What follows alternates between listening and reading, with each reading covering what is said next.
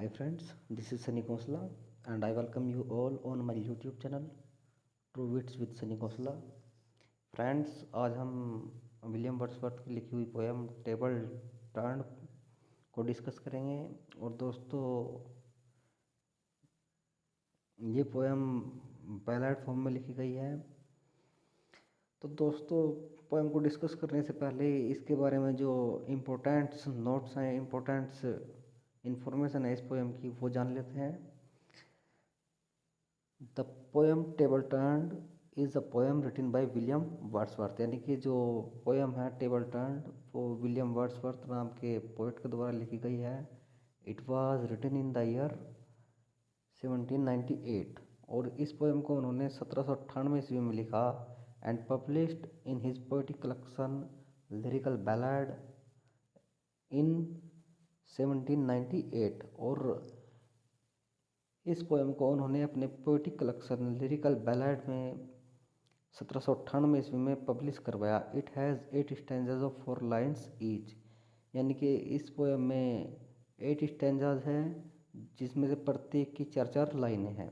The poem also follows A ballad rhyme scheme, और ये poem एक बैलेड राइम स्कीम को फॉलो करती है जो ए बी है। In this poem Wordsworth delivers a message to us that one can learn more and more than a book, so we can regular touch with nature। और इस poem के जरिए Wordsworth हम तक एक संदेश पहुंचाते हैं कि अगर हमें और ज़्यादा से ज़्यादा जानना है तो हमें अपने पास आसपास के नेचर के साथ, अपने प्रकृति के साथ एक रेगुलर टचअप बनाना ज़रूरी है।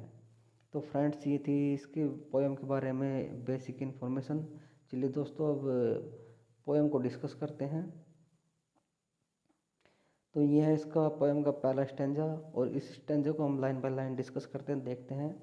Up up my friend and quit your books, यानी कि उठो मेरे दोस्त, खड़े हो, एंड क्विट योर बुक्स, और अपनी किताबों को छोड़ दो। और surely you will grow double, और ऐसा करने से क्या होगा, तुम तीव्र गति से, सबसे अधिक तेज गति से तुम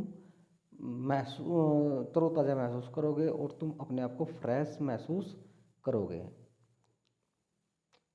up my friends and clear your looks, उठो मेरे दोस्त, खड़े हो, और जो तुम्हारा दृष्टिकोण है उसे तुम साफ करो। Why why all this toil and troubles, और जो ये टॉयल्स हैं और जो ट्रबल्स हैं ये किस लिए, यानी कि जो तुम इतनी मेहनत करते हो और जो तुम्हें इतनी समस्याएं हैं किस लिए। तो दोस्तों, ये था इसका पहला पैराग्राफ। अब देखते हैं second paragraph of the poem. तो फ्रेंड्स, सेकंड पैराग्राफ में वर्ड्सवर्थ साहब कहते हैं the sun above the mountain's head, यानी कि जो सूरज है वो भी पर्वतों के ऊपर आ गया है, यानी कि the sun above the mountain's head, यानी कि सूरज जो है वो पर्वतों की चोटियों के ऊपर आ गया है। ए फ्रेशनिंग लेस्चर मेलो, यानी कि एक जो मनमोहक दृश्य था वो दिखाई देने लगा। Through all the long green fields has spread, और वो इन बड़े बड़े घास के मैदानों में फैल चुका है। His first sweets evening yellow, और जो शाम है वो अब हमें गोल्डन सुनहरे कलर की दिखाई पड़ रही है, क्योंकि उस हरे हरे घास के मैदानों पर सूरज की पीली पीली रोशनी पड़ रही है, जिसके कारण हमें जो वहाँ का दृश्य है वो सुनहरा नज़र आ रहा है। तो फ्रेंड्स, ये था इसका सेकंड स्टेंजा। अब देखते हैं इसका third stanza.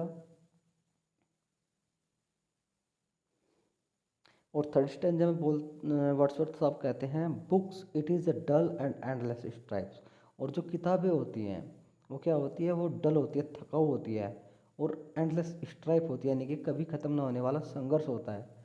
Come here and Woodland, come here the Woodland Lynette, आओ और इस वुडलैंड लिनेट के संगीत को सुनो। वुडलैंड लिनेट दोस्तों एक प्रकार का पक्षी होता है।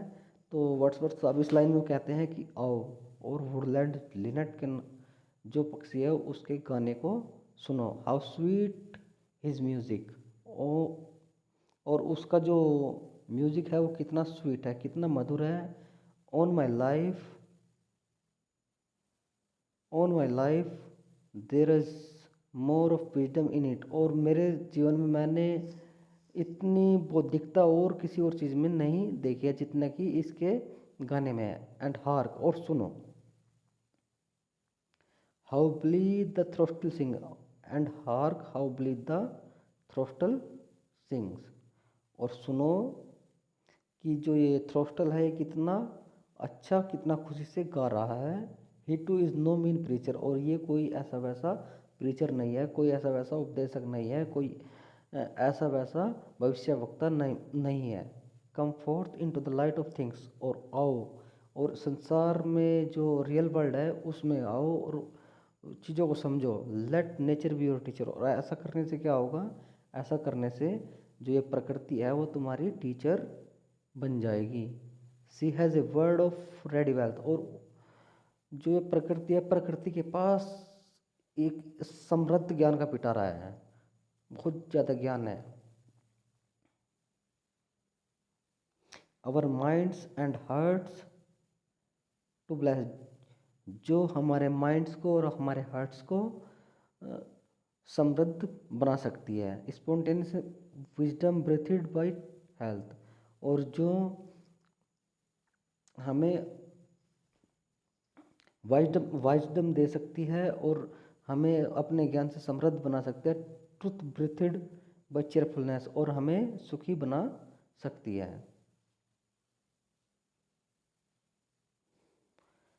One impulse from A वर्नल would, और इस संसार का और इस प्रकृति का एक कण भी may teach you more of a man, तो तुम्हें एक आदमी से ज़्यादा सिखला सकता है, तुम्हें एक आदमी से ज़्यादा सीख दे सकता है। Of moral evil and of God than all the sages can, उस बुराई की, मोरल बुराई की, नैतिक बुराई की और नैतिक अच्छाई की, जितना कि कोई महात्मा या कितना जितना कोई संत तुम्हें दे सकता है।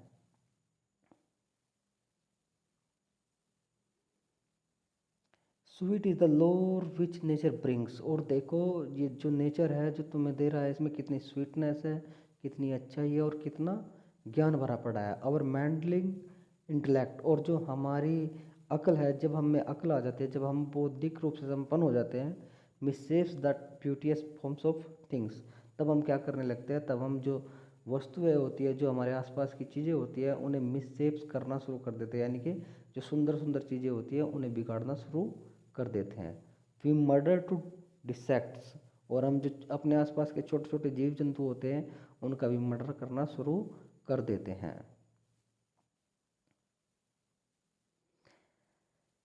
Enough of science and art, और ऐसा बस करो, साइंस के नाम पर ऐसा करना बंद करो और आर्ट के नाम पर तुम चीज़ों को बिगाड़ना बंद करो। Close up those barren leaves, और जो ये तुम्हारे बैरन लीव्स है, जो तुम्हारी किताबें हैं, इन्हें बंद कर दो। कम fourth and bring with U A heart, और आओ और अपने हृदय को दैट वॉचिज एंड रिसीव्स, और उस ज्ञान को प्राप्त करने में और संसार को समझने में लगाओ। तो फ्रेंड्स, ये थी विलियम वर्ड्सवर्थ की लिखी हुई पोयम